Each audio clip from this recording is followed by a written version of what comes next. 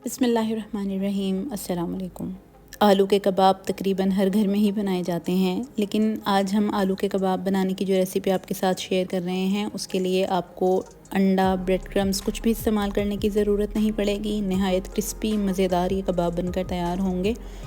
जब आप इन कबाबों को ट्राई करेंगे तो मज़ा आ जाएगा आपको ये कबाब खाने का।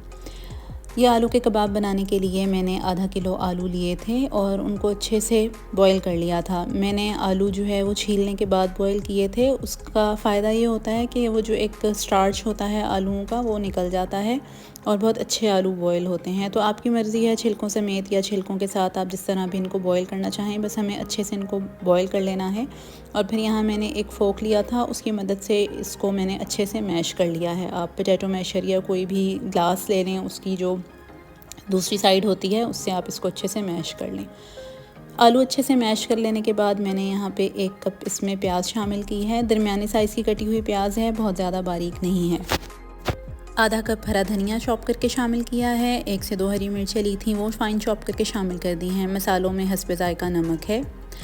1 चाय का चम्मच चाट मसाला है। 1 चाय का चम्मच कुटी हुई लाल मिर्च है, बारीक कुटी हुई है। आप पिसी हुई या कुटी हुई कोई भी यूज़ कर सकते हैं। 1 चाय का चम्मच भर के मैंने इसमें भुना कुटा हुआ ज़ीरा शामिल किया है और 1 खाने का चम्मच मैंने इसमें लेवल करके धनिया शामिल किया है, साबुत धनिया हल्का सा कूट के। यहाँ मैंने इसमें 2 से 3 खाने के चम्मच राइस फ्लावर के शामिल किए हैं, यानी चावलों के आटे के। मैंने इसमें कॉर्नफ्लावर का इस्तेमाल नहीं किया है। कॉर्नफ्लावर भी आप इस्तेमाल कर सकते हैं, लेकिन चावल का आटा यूज़ करने का फ़ायदा ये है कि ऑयल की एब्जॉर्प्शन जो है फ्राइंग के दौरान वो कम से कम होती है इन कबाबों में।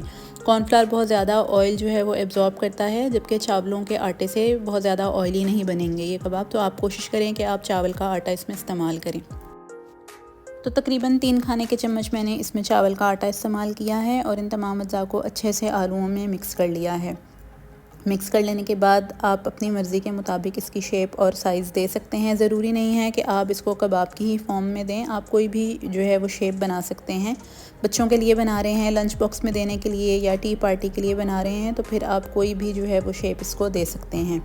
मैंने यहाँ पे इसको सिंपल कबाबों की शेप दी है और दरमियाने साइज़ के कबाब मैंने बनाए हैं। थोड़े पतले रखे हैं कबाब ताकि अच्छे क्रिस्पी बने दोनों साइड से। तो तकरीबन आधा किलो आलूओं में हमारे 8 से 10 कबाब बनकर तैयार होंगे। रेसिपी अच्छी लग रही है तो हमारे चैनल को सब्सक्राइब करना ना भूलें और इस रेसिपी को शेयर ज़रूर करें।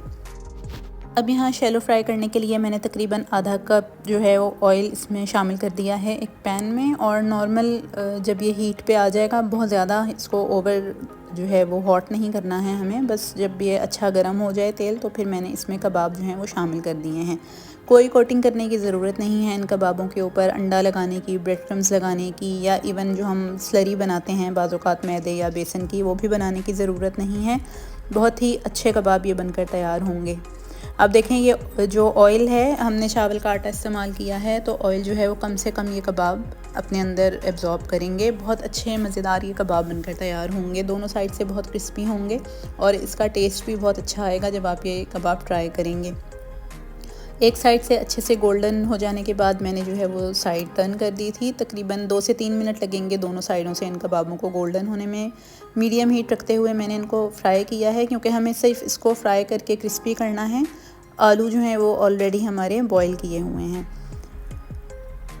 दोनों साइडों से अच्छे से कबाब गोल्डन ब्राउन हो जाएंगे तो हम इनको निकाल के डिश आउट करेंगे। आप इसको दही के रायते के साथ, केचप के साथ, कोई भी फेवरेट सॉस है उसके साथ सर्व कर सकते हैं। लंच में, डिनर में, किसी खाने के साथ आप इनको एज अ साइड डिश जो है वो सर्व कर सकते हैं। बहुत ही मज़े के कबाब होंगे।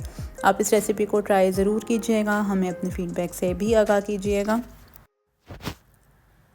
अब जो हमारे पास तेल उसमें बचा हुआ था पैन में, उसी में ही मैंने जो है वो बाकी के कबाब भी शामिल कर दिए हैं। मज़ीद ऑयल डालने की ज़रूरत नहीं पड़ेगी, तमाम कबाब इसी में ही फ्राई हो जाएंगे, बल्कि ऑयल बच जाएगा पैन में। मैंने इसको टिश्यू पेपर पे निकाल लिया था ताकि एक्स्ट्रा जो ऑयल है वो भी निकल जाए।